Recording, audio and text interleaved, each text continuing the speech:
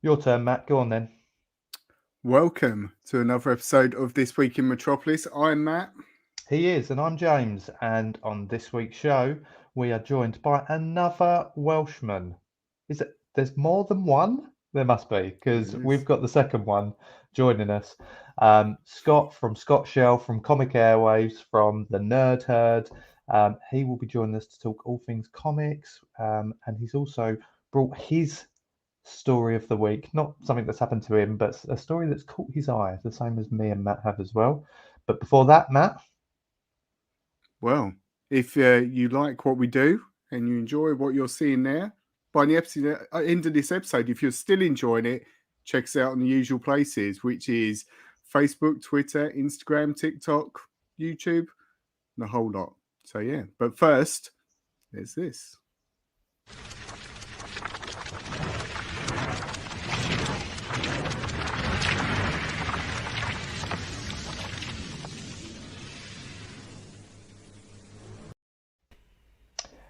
and here he is. It's Scott from Scott Shelf. Here he is. Hello. How are we doing, Scott? Good, mate. Thank you for having me. How are both of you? Very good.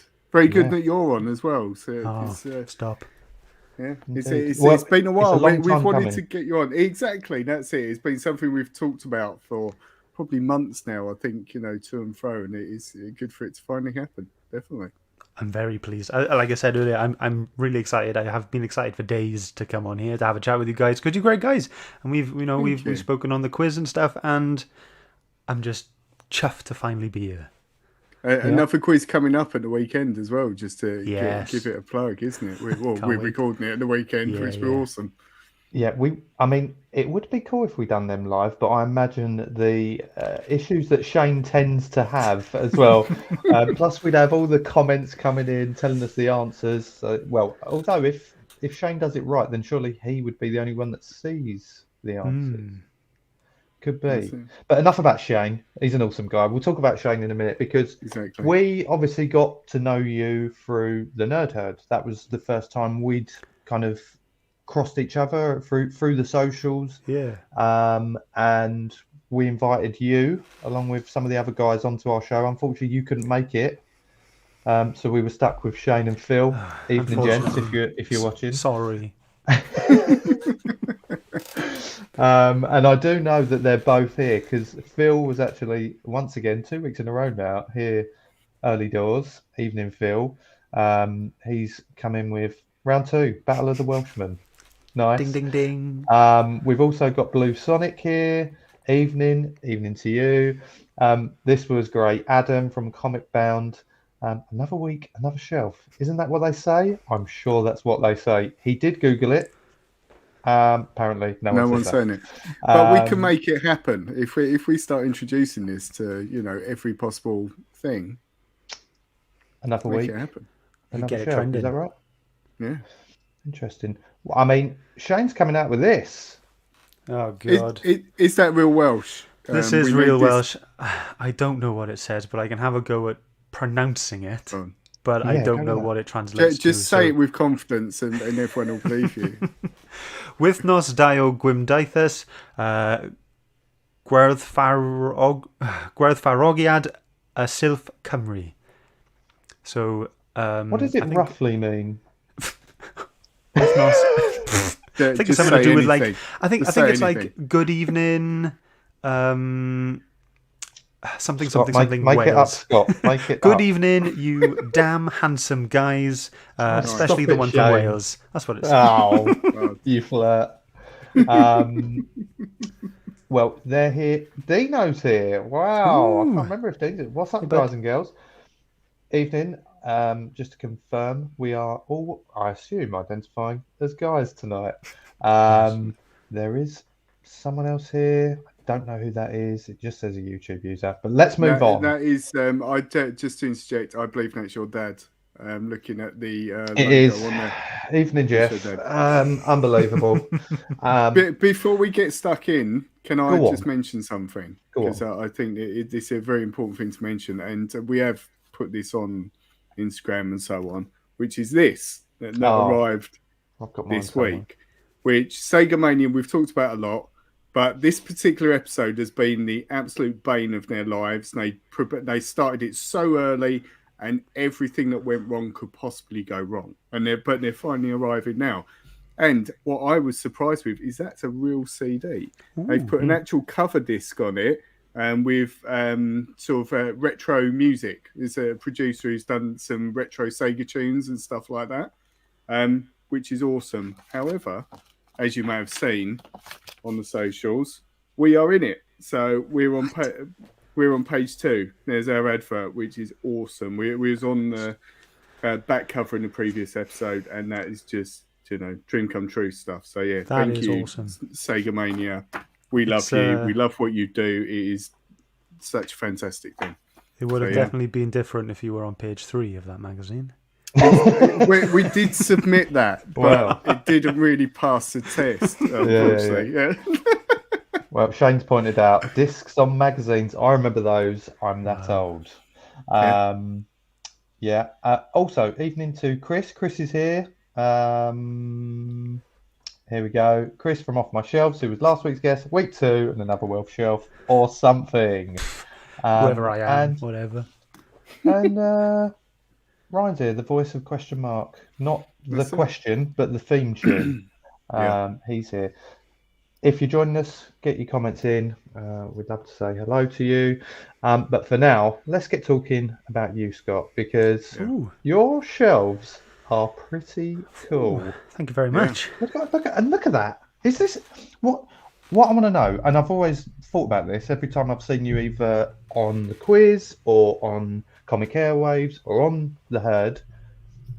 Is this your own kind of man cave, or is this a living room? Where are you at right now? So I'm in the spare room. That's what it was originally when I moved. Then, really. When I got the house. But I've tried to make it as inclusive as possible for Amy, because this half, those half of the shelves there are all hers, all her pops, and then all those are my pops. So I'm trying to be as even as I could. And then this picture of Yoshi, that's for her as well, because she really likes the Yoshi character. But yeah, this was just a spare room, and this settee here, it's just a pull-out settee, and that's all that was in here, and this desk.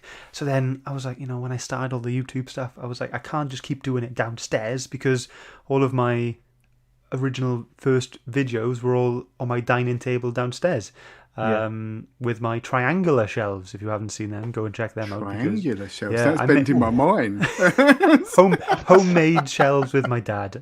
Because I didn't want to spend. They were like, I think they were like 150 quid. There she is. Hello. There she is. Hi, Amy. And yeah, I think it was like 150 quid to buy these triangular shelves myself. So I just went to buy some wood and went, Dad, let's make these triangle shelves. So they pointy to a triangular outwards. Yes, yeah. So like that on the wall. On the wall, so they're that. Yeah. Right, I'm with you. Right. Interesting. How far back do we need to go to see these, Scott? To the beginning. Always go back to the start. So I think I probably like my first, 6 to 12 months that I did it, and then if you watch back on the Nerd Herd, then you can see kind of me sorting out this room, because this room was all kind of magnolia and it was just nothing in here. And then I bought, these big shelves, and then eventually I kind of got everything else and just built it up bit by bit. So if you watch the Nerd Herd, every week you'll see a little bit changes or get added or something. It's quite interesting to see. So what started it all off? What was the first desire to start making videos and so on? So I've always been quite a creative guy, and I've always liked to kind of entertain, I guess. I actually worked for a radio station when I was 16 years old as a presenter, like a local radio station, and I did that for 2 years. And then I went off to uni, and then I kind of missed it all. And then in my final year of uni, I joined the kind of radio society there. And I just kept loving it. And then I left uni, left the radio society, and then I went on to voiceover training in London. So I did freelance voiceover training for a year, and then stopped that because I was getting loads of issues. And then kind of lockdown happened. And I think that's the story for a lot of people. And here I am. I mean, like starting out on a channel, especially a comic one, all you can think of to do is reviews and overviews and look-throughs and stuff. And that's just how my channel started. And then we've now gotten to the point where I'm doing really stupid stuff with Phil and Liam on a show where I pretend it to be a radio show. It's brilliant as well. And just the features as well on Comic Airwaves are brilliant. I love the weather. That's brilliant. I love that. And it's just a really well put together show. And even when I think I watched one where either you was meant to have someone join you or something wasn't uploading properly, and I think you kind of done something on the spot, and it didn't phase you at all. Where I think if that was me and Matt, we'd kind of all of a sudden, like if all of a sudden one of us dropped out, like because of our internet or whatever, which has happened the other one would just sit there several times. It's definitely the most funniest when my internet goes and Phil has to step in because he can't control any of the videos that, like all the features that we've got lined up, because they're all on my computer ready to go, all queued up. So it's just him on a full screen, just him going, hello. And it's just me just like running around trying to sort something out. I'm like, Amy, are you on the Wi-Fi? Are you watching Netflix? Are you doing this? Or like, it's just, we've had it once where it was just terrible weather. And I just cut my internet off. And it's done the same with Phil. And, since having producer Liam jump in as well, and it's been a lot easier if Phil did dip out and I can just bring Liam in, especially when Phil couldn't actually turn up one episode as well. So we just had Liam in. Yeah. So how did you all kind of come together at some point? Was it kind of on Comic Airwaves first, or you crossed over and then?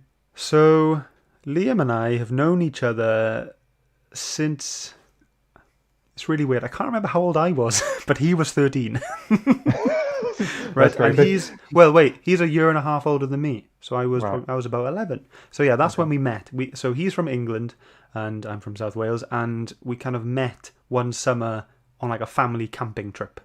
So our tents were literally opposite each other, and I made friends with Liam and his brother, and we kind of every year we just kept meeting up in the same camping site and just kept having a good laugh, and then we kind of lost touch for about 4, 5, 6 years, and then believe it or not, the game Rocket League brought us back together. What a game. It kind of brought us back together, and then we got in touch with each other, and I went to visit them, and then it's now turned into the thing where apart from when lockdown was going on, I would go up to see them about 4 times a year. They'd come over like twice a year down here, and it's just been fantastic, and I just love seeing them. And I was even, Amy and I were even invited to Lee and Beth's wedding, and I did a reading at the ceremony, and it's just all fantastic. And yeah, I love them to bits. That family and that whole group of friends they've kind of adopted me and Amy as well, and it's just lush going up there. It's just really nice. So is that how you met? Kind of. Sorry, Matt. I was just going to say, how you met Phil and Shane? No, so Phil and Shane have just literally been YouTube. So Shane was the first person I ever met. It was like when I first did like one of my unboxing videos, and we kind of got talking on Facebook, and he sent me a box for free. And I did this unboxing for him, and then I didn't know at this point he was doing a YouTube channel, and then we kind of, I think our first ever collaboration was he asked me to guest on one of his videos, and we kind of chatted that way, and then we kind of just gelled, and it was Shane that introduced me to Dean, which then me and Dean got talking, and then we started the Nerd Herd. But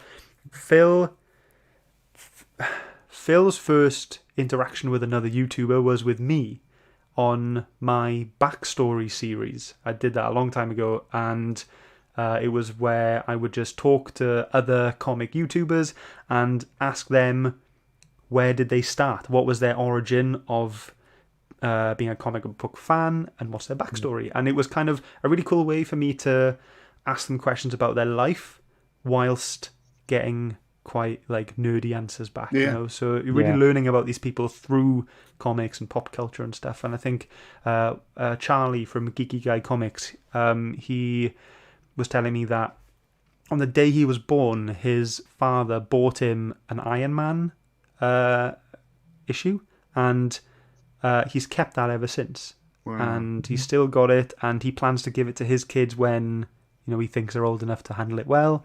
And it's just kind of stuff like that, and it's absolutely fantastic and so endearing and nice to hear that something like a comic book can mean so much to you in your life.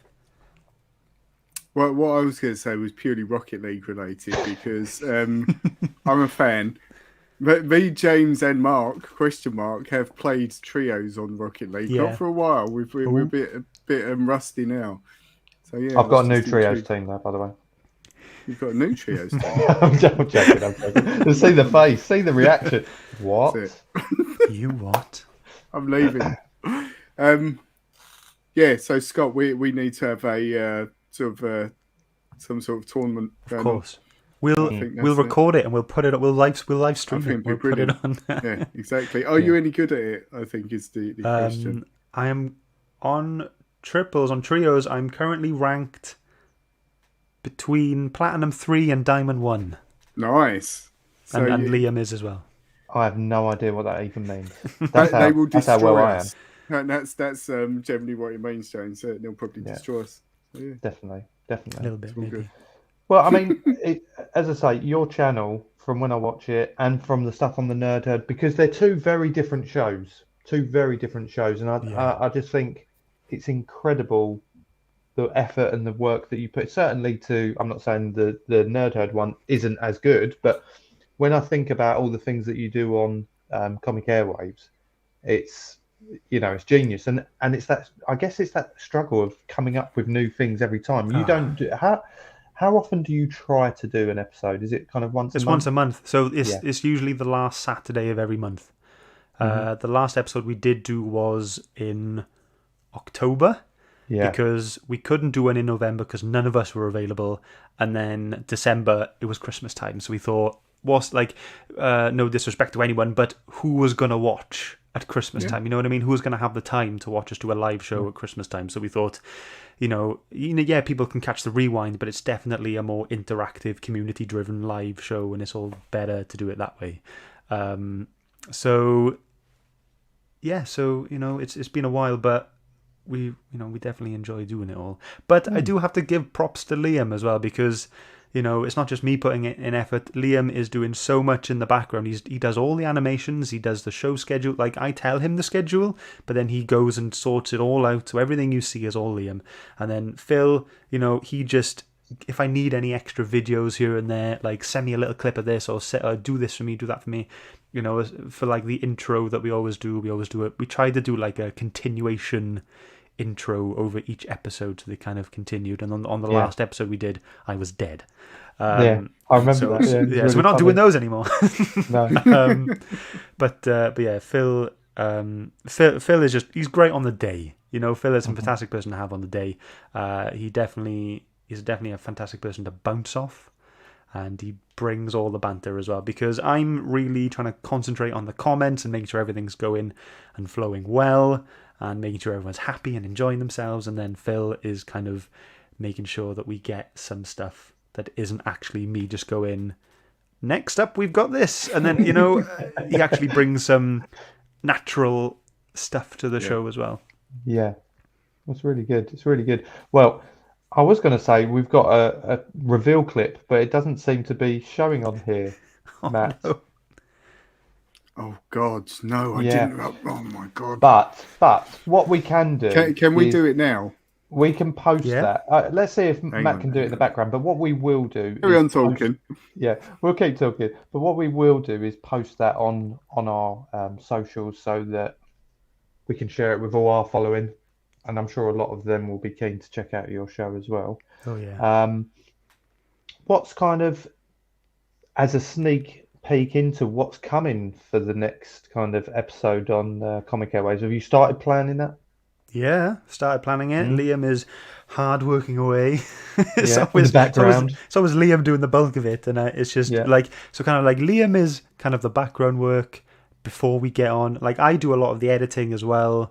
Liam does the animations. I do like putting stuff together, and then my bulk of the work is obviously on the day. And but yeah, we do have a new feature. Love it. Oh, I don't know if I want to say.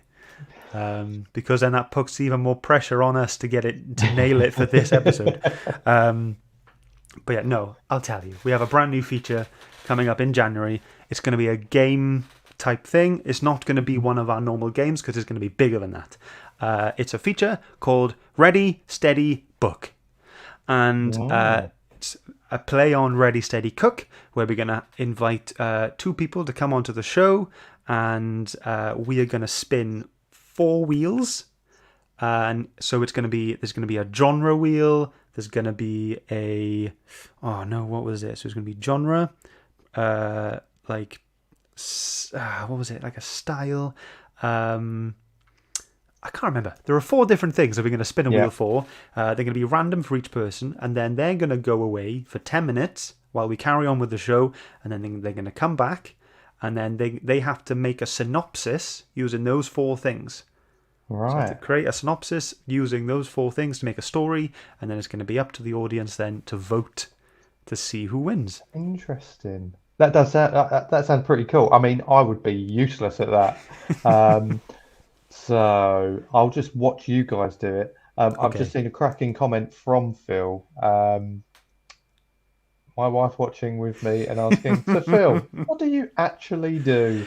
Phil brings the viewers. He does. Well, it's the beard, isn't it? Since I've got rid of mine, I think he's definitely got the... I'm growing mine now just to be just like him. Yeah, it's looking strong, mate. It's looking really strong. Yeah. Shane says, you show up. That's all you ever need to do. That's it. To make Shane great. He's a fantastic co-host. Can't just say as if by magic that video is now there. I don't know why you didn't see it, James. You must the power have of editing. No, it'll there. still be there. It'll still be there. Yes. Well, let's see the comic Airwaves reveal. Everyone, welcome to the show. I can't share Airwaves one every month, but it's for free. It's going to be one hell of a treat of a show. Hello.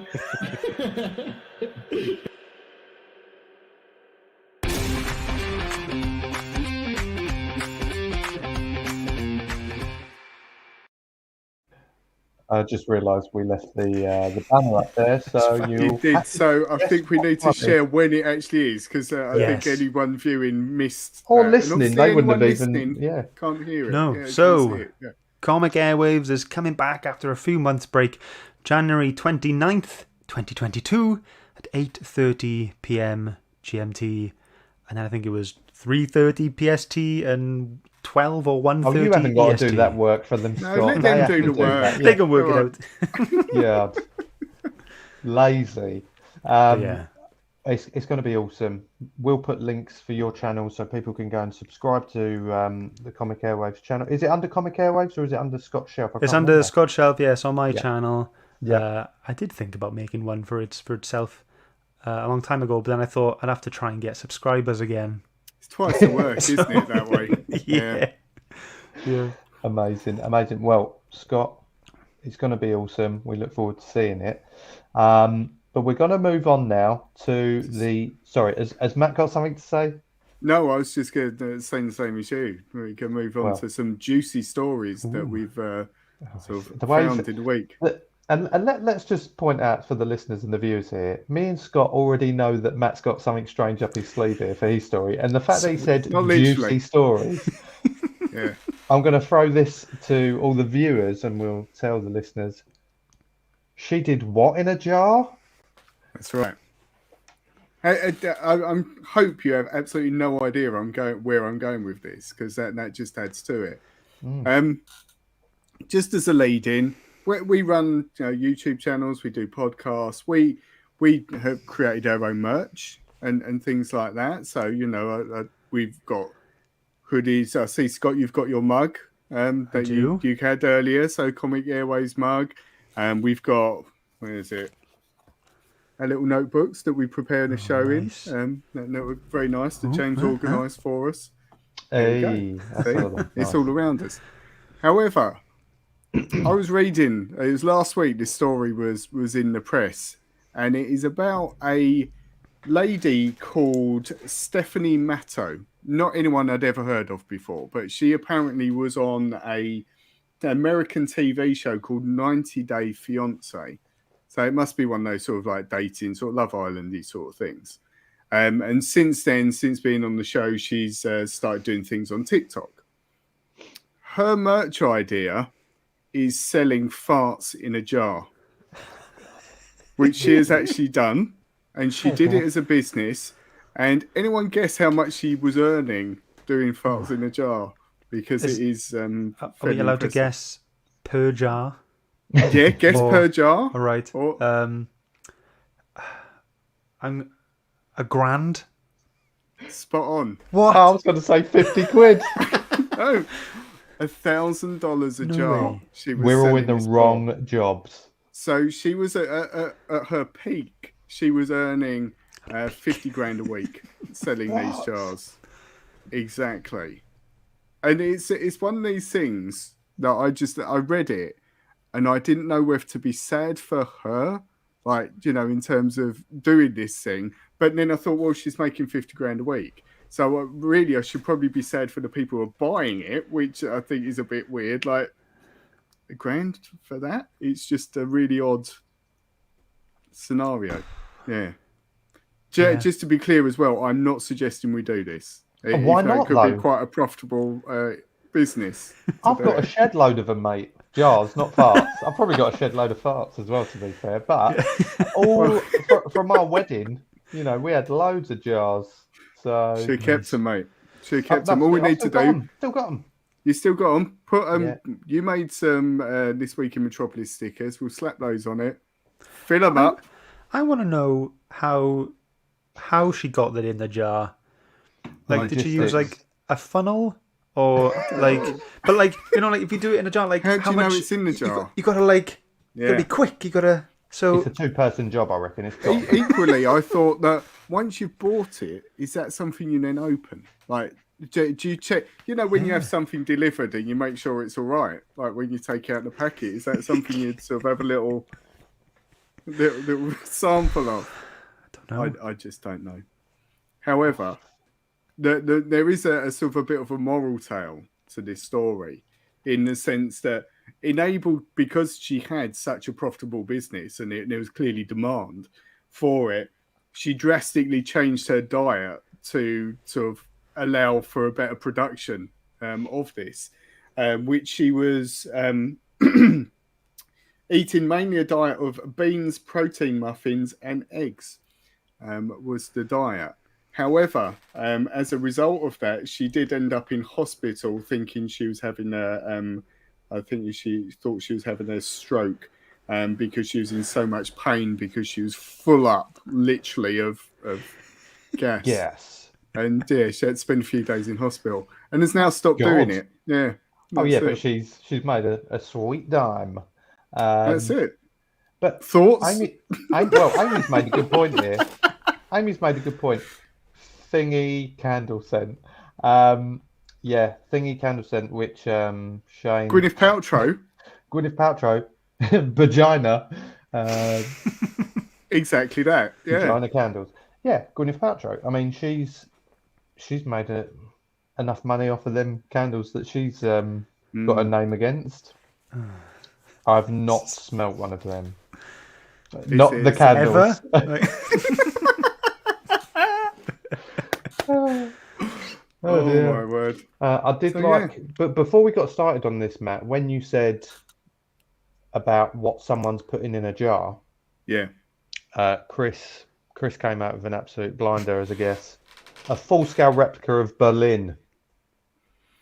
I don't think that'd be quite a seller as what she was doing though.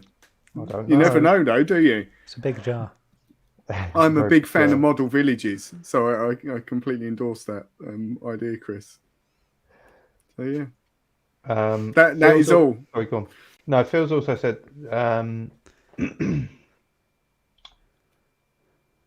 I smell a Comic Airwaves challenge. So, like, how many? Yeah, like Shane has said, how many can we fit in a jar during the show? There you go. Yeah, That would be exactly. very disruptive. Oh, there's another one. Oh, check that in the jar. Yeah. I mean, it's peculiar, but it does, I mean, there are some random things like that, though, aren't there? Like, all right, farts in a jar is one thing. I mean, maybe we could do burps in a jar. I mean, there's definitely been bath water. Yes, definitely I was been a just thing. about to say that. What? Yeah. It was like a cosplay sort of girl, wasn't like a it? And Twitch she sold, cosplay. yeah, she sold her bathwater. Made a killing on it as well, I think, didn't she? It was loads of money. Sold her bathwater? Her bathwater. Because it was some cosplay girl in a bath. She's an attractive girl in a bath, and I think she sold her bathwater. And there were plenty of weirdos that bought it. I think was the. Who would buy that? James is drinking it right now, and that's what you don't realise. Well, I mean, where did you see this story, Matt? This was on Local a news. website I regularly frequent called Gizmodo, which has sort of tech news and that sort of stuff. So, a fairly reputable website. I weren't digging into the dark depths of the internet to find this stuff. So, yeah. That's where my story comes from this week, but it isn't about Intriguing. farts in a jar. Yeah. What other weird things could you put in a jar and sell? Nail clippings. Oh, Don't. God. I had a friend, this Collection. isn't related to selling anything, but when I was a teenager, and James needs to post a picture, I had very long hair, believe it or not. I've got the picture. And my friend had very long hair as well, but he sort of took a little bit longer to cut his. And he went to the hairdresser's and had his ponytail cut off. And he then proceeded to keep it in his bedroom in a mug. So like it was just this mug full of hair sitting on his windowsill, and it was the most horrific thing you'd ever seen in your life. Just walked by and it's just like it's like something of a horror film. Horrible. Yeah.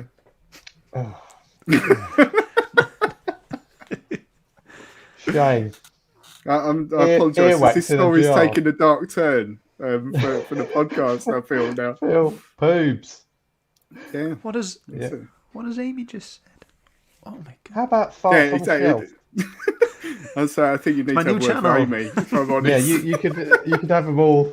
This is vintage 2010. Yeah, Oh, I could get one of those like B&Q color matching cards to go with them. yeah. As well. Get the Yeah, colour. just a different. Yeah.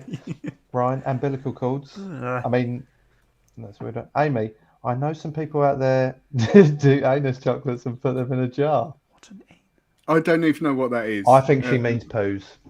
anus chocolate? Amy, tell me if I'm right. Oh god! We're on I a think when I edit this show, I've just found the title for the clip, haven't I? And yeah. Yeah. Shane is just to the last comment on this one. Scott, do you have any fans? So There you go. it's a good one. I'll put the link that up soon. Yes, definitely. That does lead quite nicely, though, Matt, doesn't it? It does. This week into our lovely contributor to the show. Yeah, that's right. You all know him. It's question mark. Question mark. Hello, gentlemen. Thank you for having me back on again. My question this week is, what is the strangest piece of memorabilia you own or would like to own from a film, TV show, or celebrity? Question mark. That ended abruptly. Question mark. Sorry, Ryan. So, strangest memorabilia. I mean, annoyingly now, all I can think of is weird things after we had a little conversation prior to the show, which might make me sound a little bit stalkerish. But Matt, you've actually got something, haven't you? I've got something to hand. It's not really strange, but I think it fits in. It's in a weird thing that you probably wouldn't get anymore as such. I've got it framed because it's quite old. I've got Spider-Man's autograph. There you go. Can you see that? Yeah. Wow. Spider-Man's autograph. It said, "To Matthew, love Spidey, and it's I met the Amazing Spider-Man. It says on the little certificate as well. I also have, which unfortunately I couldn't find. This I sort of have up on my shelf, but I've got a old school plastic placemat with Darth Vader on it, and it's signed by Darth Vader. And I've got some Muppets ones as well, weirdly. Just like signed pictures of Muppets, which I think, from what I remember, they used to do like appearances in toy shops and things like that. It does actually say, I think it's like Radio Rentals or something. I met Spider-Man by looking at the stamp that's on it. So, yeah. Nice. I mean, that is which Spider-Man was that? Was that Garfield or? Well, as it was probably in, I don't know, 1982 or something like that. Whoever was doing Spider-Man at the time, it's probably Bob from down the road who put on the suit. That was it. Down the road, Bob. I know. I love some of the listeners and the viewers who are coming in. My strangest this is Chris off my shelves. My strangest memorabilia: Alec Guinness's fart in a jar. Nice. Did that cost £1,000? Is what I want to know. Because I don't think it was from Alec Guinness. Ryan, not owned, but a local pub near me is owned by Ian McKellen. Whoa. And it has Gandalf's staff behind the How bar. amazing is that? No way. That's pretty cool. I hate Lord of the Rings, but I think that's cool. So it's. Yeah, you had that here. What are your thoughts on that statement there, Scott? By the way, I hate Lord of the Rings. What? That's what he just said. He hates Lord of the Rings. I'm not the biggest fan of Lord of the Rings. Fantastic. Well done. Amy is. Amy loves it. Philip loves it. I think you clearly, love it. Phil. Yeah. Wait, you hate Lord of the Rings? I do. Phil is trying to collect all of the different editions of the Lord of the Rings books. Right. If you go on his Instagram, he posts some of them there. One of them is all of the books in one massive one. It's a whole white cover, but all of the pages the edges have been coloured red. It just looks so nice. It looks really good. But it still probably won't make me like it anymore. Well, and you two have a supporter of that. Shane wasted 10 hours of my life on those movies, which must mean he watched the extended versions. I refuse to waste that much time. Yeah. Didn't I lend them to you, Matt? You did. I'm sure we talked about this before, but James lent me all the Blu-rays, which was like the 4 hours a piece, sort of editions. And my eldest son wanted to watch them, and he watched them all in their entirety, and I just couldn't stand it. I'd sit there and I'd watch a bit. I thought, I can't handle this anymore. But I went out the room and then came back, say, an hour later, and it was still going. And oh God, yeah. So, What's yours, Scott? My favorite film? Strangest your strangest thingy or unusual thing. I'm going for more cool, to be honest, and I think it's quite unique because I had it custom made. This is a Pokeball. Nice. Right? I'll try and show you there. This has got my favourite Pokemon in there. His name is Donphan. And so it was like I messaged this creator and I kind of told him what I wanted. And I said, I really like the scene where you first see him in the first Pokemon movie because he's like the first second-gen Pokemon to appear on screen. And I really liked it when he's kicking up dirt in the film. And I don't know if you can see it, but he's so actually got him kicking up dirt there at the back behind him. That's amazing. Yeah, and I was just very pleased. So this is very unique. And I was chuffed to bits when it arrived because it's exactly how I wanted it. That is awesome. Where did you get that from? Who's the secret? Who's the person that made it? So on Instagram, you can find him. I think it's under Bespokemon. Matt, you'll be all over that. And I think he does loads of, he just makes loads all the time. But I saw it on his Instagram today that he'll be opening up custom orders in, I think, 3 or 4 days to do them again. So, yeah, and they were like 50 quid a go. Oh. So that's not too bad either for something like that, isn't it? No, yeah. And they do bigger ones as well. This is a small one. They do bigger ones. Incredible.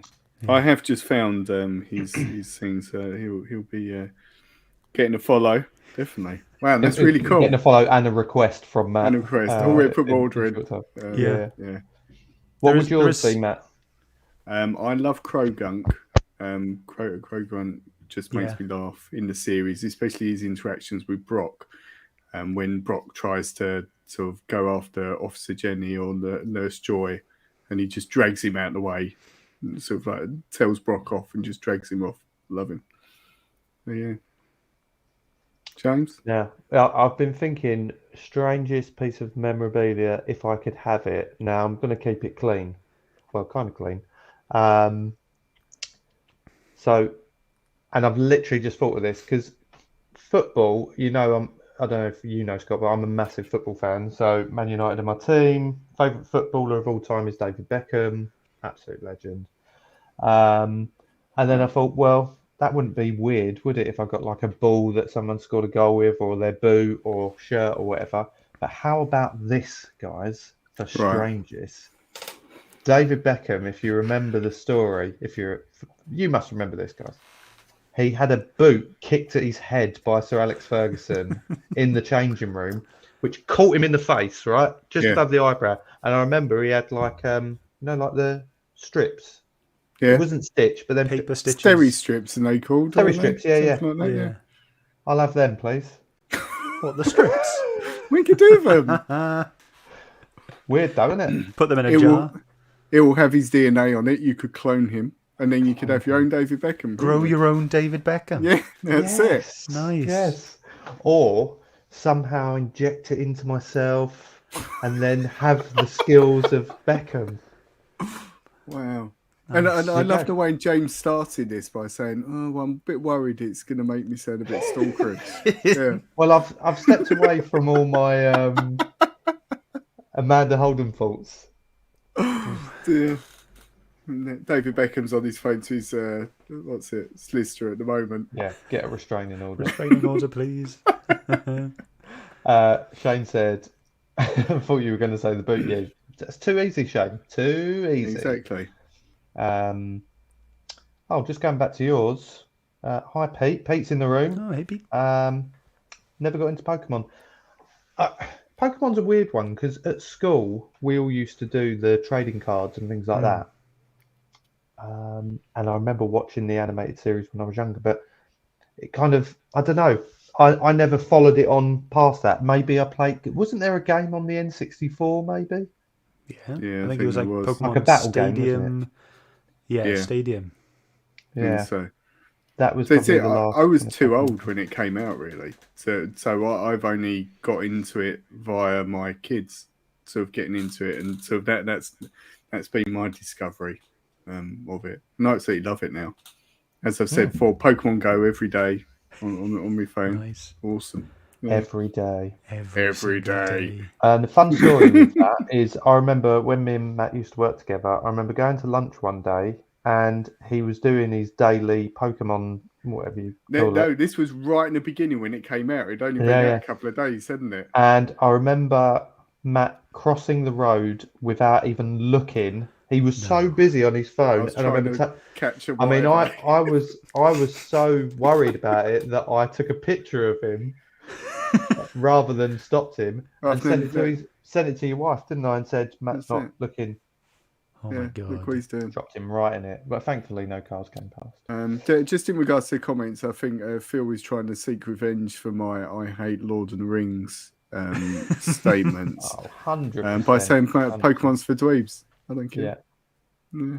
I mean, you probably shouldn't say proper nerds as well, Phil, seeing as you are part of the nerd herd. Exactly. And he's got Nerdyverse in his name. Yeah. Yeah, that's it. I do have something that I can wind Phil up with that I know he wants. These are my custom. It's not a Man City thing, is it? No, these are my custom-made 7 Secrets suitcases, briefcases that I made myself. Well, I designed them and my dad printed them out. But yeah, he wants them, and he'll never get them. But what are they? Yeah, what 7 Secrets? So 7 Secrets is my favourite ever comic series. It's basically about these 7 secrets, which are in 7 different briefcases, and it's this team called the Order. They have to keep them, and then each suitcase has 2 people assigned to them, and it's like a keeper and a watcher. And they're very like magical kind of secrets. It's not just just something written on a piece of paper, So it's very good. It's very emotional. It's written by Tom Taylor, and I did bring something. Someone in Australia sent this to me. Right, this is issue 1, signed to me by by the writer. Wow. Yeah, so Tom Taylor, he is Australian, and then there's a woman on YouTube. Her name is Captain Saro. Her name is Sarah, and she just messaged me one day asking for my address because she wanted to send me something, and she went to a Comic-Con and got this signed for me and sent it as well. She even wrote a little note as well on the back. Wow! And it's amazing. But now I'm trying to collect all of the issue 1s. For the whole series, and I've got about 3 left to go. That is incredible. Amazing. Yeah. And again, I think something we harp on about all the time on our show is the network of people that you meet and friends that you make through this. I mean, me and Matt would have never dreamed to have had so many people that we do consider friends now in this kind of network of social media and things like that aren't people we see on a daily basis or even weekly basis or anything. So, and the fact that someone from the other side of the world, and especially with the comic book community, it's mad. Like when I see the following that you guys have, and as we said to Chris last week, exactly the same. Like it's crazy the support that you all give each other, and something as nice as that. They they don't obviously follow your show, but I did a video of me unboxing this because I didn't know what it was, so I thought it must be something special if someone's willing to send it to me from Australia. Yeah. So, and my reaction in this video is, in my opinion, I was amazed. I was blown away, flabbergasted, any other word you want to use. And you can see that in the video. And it's just like, I was just blown away. And I still am chuffed. It's the only comic now I will have on display on the shelves. All the others are boxed away. But yeah, it is pretty amazing. And I totally agree with the friends thing as well, because Phil, me and Shane, we all get each other birthday presents, and we get each other Christmas presents and stuff. So yeah, I do consider them to be really close friends. I've not met Phil, unfortunately, because he lives in Northern Ireland and it's a bit of a trek. But I've met up with Shane like 4 times now. I've had to go away on work trips. He lives in London, so I'd go up to London and we'd spend the day together. We'd go comic shopping and just have lunch and whatever. And he also came to Liam's birthday party in November. So him and his fiancée came to Liam's birthday party. Brilliant. Amazing. It's fantastic. Yeah. It's crazy. But I think it's and as we said, we thank you guys for inviting us into your bringing us into your world as well, which you have, which comic book world. Is amazing. Yeah. You're more than welcome. Definitely. Well, next story. We move on. Yeah. Well, it's me next, because we'll save the best till last. That's your story, Scott. My story is one that caught my eye, which is I've labelled it here the Meta Mouse, or just Meta Mouse. Disney have apparently patented. Is that the right word? Patented. Yeah. The rights for creating their own version of the metaverse within Disney. And it's going to be, you don't need kind of VR headsets and all that. And it's going to be kind of, they already do a lot of stuff where it's kind of like 3D images projected onto things and things like that, but it's all going to be more interactive. And at the moment, it's all kind of in the works, and there's potentially a lot more that is going to come from it.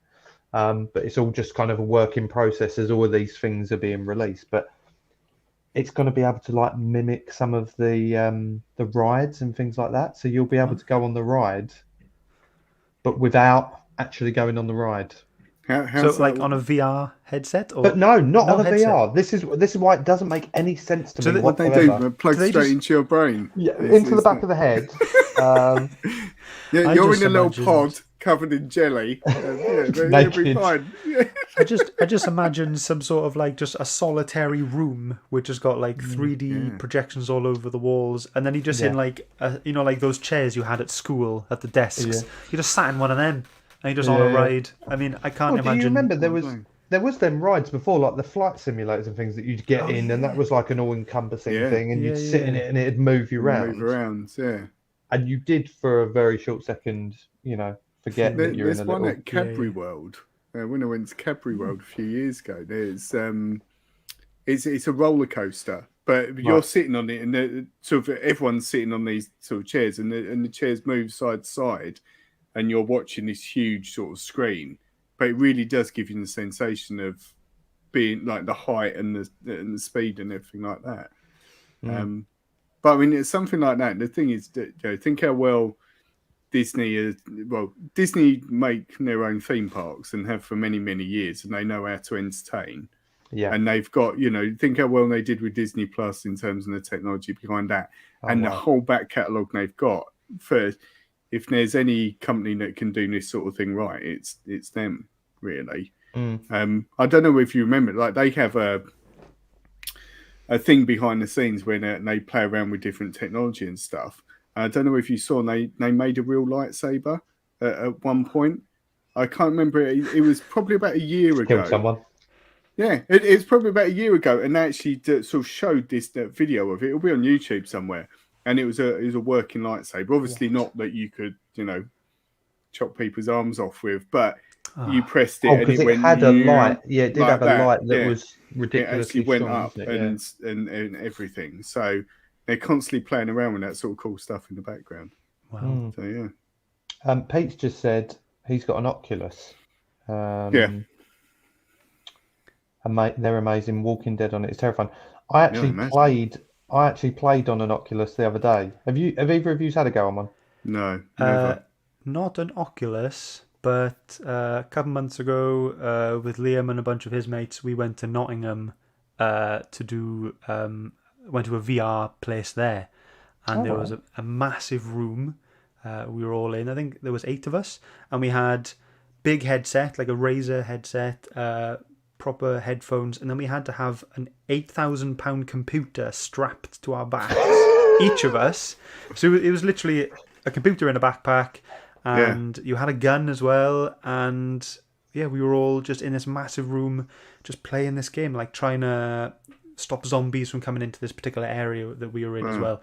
And everything just felt so real. Obviously we're all just on a flat floor, but I went up an elevator in the game and I felt like I was moving. I was terrified of falling off, and it is just mental. But the funny thing was that room had a camera in it which was projected into the lobby of the building we were in, so anyone walking past or walking in could just see all of us in like backpacks and head and just looking around like this and just shouting at each other, and it was just a really good laugh. Really good.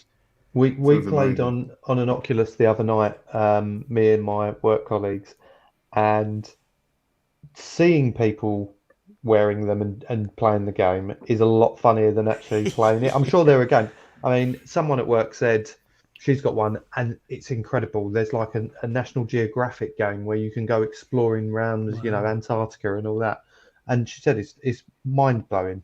But when I was playing it, I was like so serious, dead shot, bang, bang, bang. And then I was watching other people. They were ducking out the way, falling over. Someone nearly hit someone with it. I mean, it was mental. But it was pretty cool. You've kind of seen cool. When you're in it.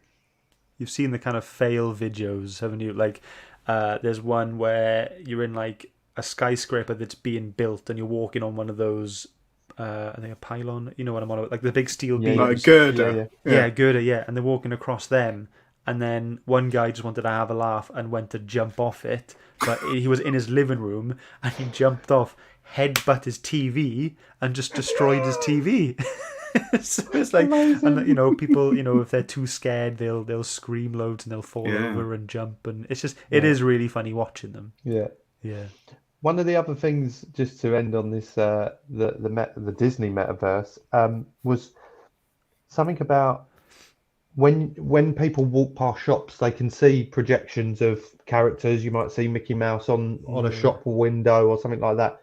This will be that intelligent that if I walked past it, Mickey Mouse go, "Hi, James." Ooh.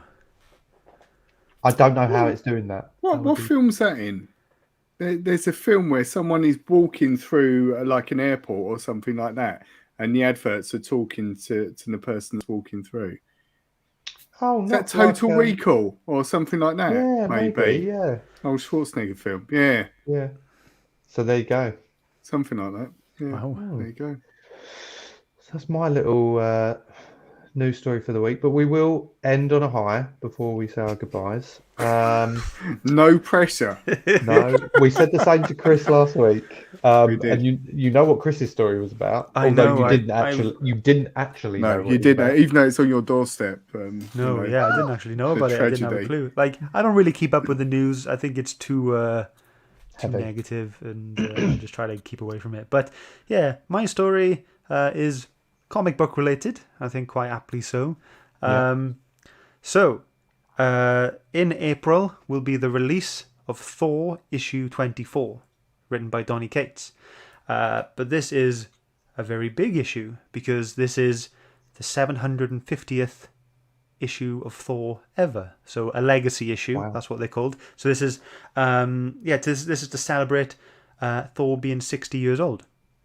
So it's the same as Spider-Man. Spider-Man is going to be 60 years old as well this year in August, I think it is.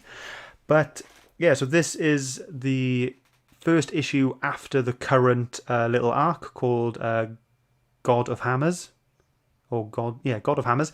And it's going to be an oversized issue. And the cool thing is that they're going to have loads of old creators come back to help with this issue as well. So it's going to be Donny Cates writing the main story, and then all of the other creators are going to be coming to write and draw little stories to go at the end of the book.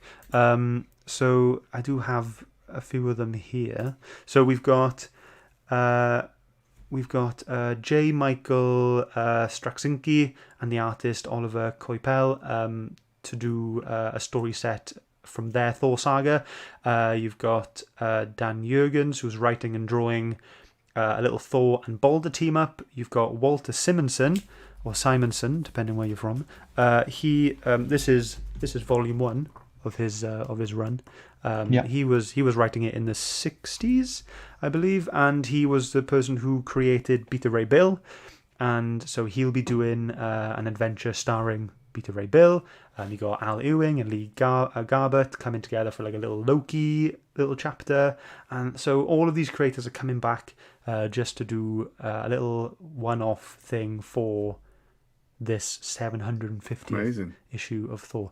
But I do have a little gripe with it, because why are they saying it's a legacy issue now? They're not putting the legacy issue numbers on all the other ones they've brought, because this is they've relaunched issue 1 of Thor dozens of times. Well, not dozens, over a dozen times, and it just feels like they're just now pretending and just ignoring the fact that they have relaunched loads of issue 1s, and they go in and they're just going, yeah, this is our 750th one. And I feel like it's gonna kind of lull a lot of people who don't really know Thor, or it might just ignite the kind of speculation market, and it kind of feels like it's coming from this kind of list from a marketing point of view rather than anything else. It's like this list of cheap sales of boosting gimmicks that always work, because people will just buy that up because people love an anniversary type of issue, so even though they might not understand what the story is or whatever, but yeah, it's going to be a big one based on the cover. I did send you a photo. Yes, I'm going to try to share it. That's okay. So there's a lot of speculation based on the cover, because it looks like someone has died in it, a big character, and there's been a lot of speculation based on the characters who aren't in and in the cover as well. 2 seconds. Keep talking, Okay. guys. So it's all happened. Has there been any previous sort of anniversaries that have had a similar sort of treatment? So have you got any sort of point of reference in terms of, you said Spider-Man has got a 60th this year. Have there been any other comic book characters where it's been an anniversary and they've done a very similar sort of release to commemorate that?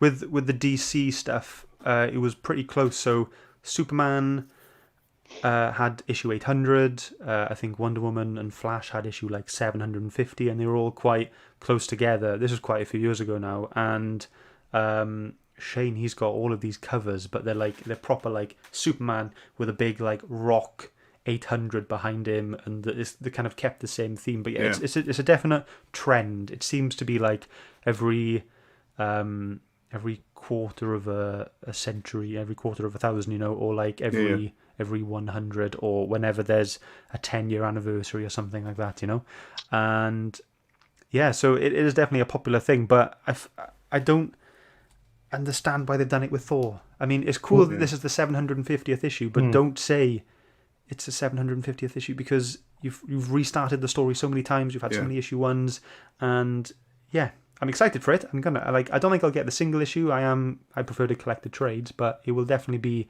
an oversized issue, and it will be really cool seeing Walter Simonson come back and do some stuff for Thor as well. Really Let me see if I can share this with you. Okay. Hopefully it'll work. Can we see that? Yeah. Yeah. There we go. So this is the cover for issue 24, and you can see all the characters around this kind of Viking funeral burning, and it's quite dark. It is quite dark, and but like Donny Cates is good at that kind of stuff, and but based on the characters that are there, I feel like, and I'm going to be really gutted, but I feel like it will be Beta Ray Bill who is the one that has died. But who knows? Like, we won't know until we get the issue. But it's going to be a good one. It's going to be a big one.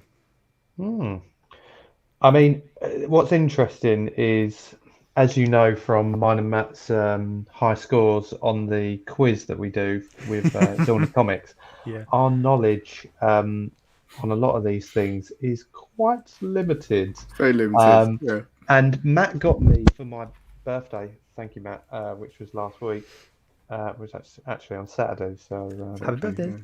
Thank you. He got me a ultimate guide to MCU characters, and I was reading through it with my boy, and I was looking through and I was thinking, God, there is so much material that I am A, not aware of, but B, when we thought, after the first saga, the Infinity saga, what was, we've got to go through it all again. This could go on forever. Our grandkids, his grandkids, there's so much material there. Here's a question for you, just before we finish. Have you got a favourite Marvel character? Marvel character? I think it is going to be Thor. He's the only one I'm really bothered about collecting. I'm at the moment I'm collecting the Jason Aaron complete collections of his Thor run. There's the 4 out at the moment, and the 5th one is due out in April. And yeah, I mean, I think I first read Jason Aaron's Thor on the Nerd Herd.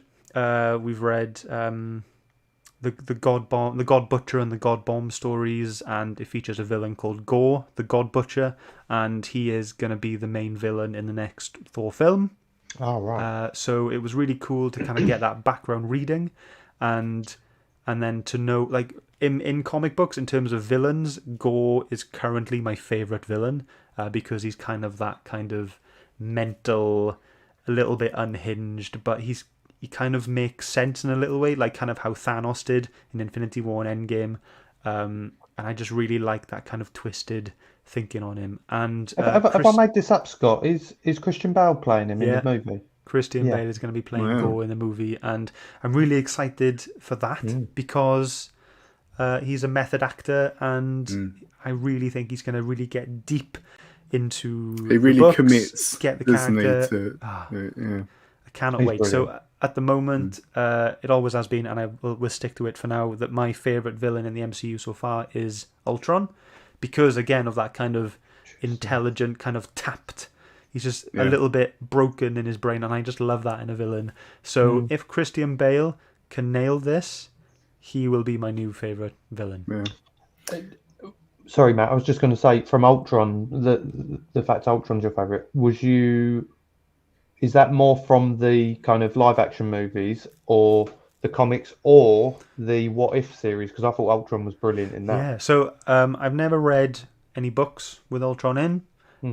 It's purely from the film, and yeah, he was awesome in the What If series. But I think the fact that James Spade voiced him made it even better, and just the creepiness of him at the very beginning, where he comes in all kind of broken and has a fight with him, and when he says like there are no strings on me, when he kind of gets beaten, and it's just horribly creepy, but in a kind of goosepimply, excitey way. Get that? And I love it. But everyone hammered Age of Ultron, the film, when it came out, but when we got to Endgame, a lot of the things that were said and done in Age of Ultron made sense. So it kind of made the film a lot better now because of what has happened after it. Yeah. Well, what I was going to ask is, with your knowledge, James said, the MCU is huge in terms of the characters. With your knowledge, what would be the worst character from MCU to make a film out of now, like from their archives? It's quite a tough one. There's so many. I think so as a character that he's DC. Oh no. Oh no, it'd be fine. Do a DC one then. Okay. If there's an obscure DC, I'm gonna go for the Condiment King. I think his name is, or Condiment Man, Condiment King. Shane will correct us, but that would be absolutely hilarious to see a film. But what's the story of the Condiment King? I have no idea. He hasn't appeared in many issues, but he just has. I think he has like ketchup and mustard guns, and I think that's it. But yeah, Amazing. I think that would be hilariously stupid to do a film about him. I was having looked through that guide, the character guide the other day, Squirrel Girl, and I'm sure I've heard Shane mention that was in a Girl quiz. before. Squirrel Girl, I remember that. No, it should be rubbish. Squirrel Girl is unbeatable. She has killed Thanos, Galactus. She's beaten. Amazing. I think she has never been beaten. I think she's beaten Wolverine. She has never been beaten in any fight. So unrealistic. I think Doctor Doom, and yeah, I think why Scott? I don't know, mate. It's just one of those silly characters. What's she got going for her? I've never read a book. I did try to pick one for the Nerd Herd a long time ago, but Shane really didn't want that to happen. So she's nuts. What a way! I think we should end on that note, because that's brilliant. You can't get better than that. She's nuts. We've topped it. Shane, it's been a pleasure. Scott. Shane? God, that's not the way to end the show, is it? Get your guest name. Let's start again. Okay, all right. Scott. Start again. Come on. You've only had one of these. Come on. Pull it together. You've only had one glass of bathwater. Yeah, no, it's weird. It just goes crazy. It goes to your head. It's the bubbles, mate. It's been a pleasure having you on the show. Thank you for taking time out of your evening to join us. Thank you for everyone. Again, we haven't shared or commented on every comment that's coming, because the chat has been going wild again, as it was last week. So thank you. Something to do with you comic book guys. You've just got the gets the people going. Hey, what can I say, man? Anyone? So that's from Blades of Glory, isn't it? Is it Blades of Glory? I think that's called. Matt, do you want to talk us out of the show tonight? Yeah, I can do. I'm completely unprepared, but I'll go for it. As always, thank you for joining. Thank you for listening. We will be chopping this episode up into lots of little pieces, into the fun-sized parts, and we'll be distributing it across all of our socials. So by all means, if you do ever miss out and you can't make on the live shows, because all of our shows now are going to be live, do check us out on our social media, because you can watch back either in its entirety on all major streaming platforms, in its audio form, in video on YouTube and on Facebook now, or on Instagram in its little sort of bite-sized pieces, so you can enjoy those. So, yeah. Indeed. Scott, where can all the listeners and viewers find your channels? So they can find me if they just search for Scott Shelf. That's where my own stuff, and that's where Comic Airwaves is as well. And then if you just like to have a look at some reviews of some books, then there is the Nerd Herd Comic Book Club as well, where myself, Phil and Shane get together every Wednesday at 9:30 for a live show talking about a particular story, volume or arc that either ourselves or the viewers choose. Yeah, well, they're also, all of them are brilliant, so make sure you do go check them out. We'll put the descriptions and the links and everything in our channels and on this show. So once again, thank you everyone for watching. If you've joined us live tonight, thank you, Scott, for joining us on the show. Thank you for having me. And we would love to have you on again in the future. Perfect. I'll gladly do it. Until next time, we will see you soon. I hope you enjoyed that episode as much as we did. Don't forget to like and subscribe so that you don't miss any of our future episodes. Yeah, and you can also follow us on all social media, so you can find us on Instagram, Facebook, Twitter and TikTok.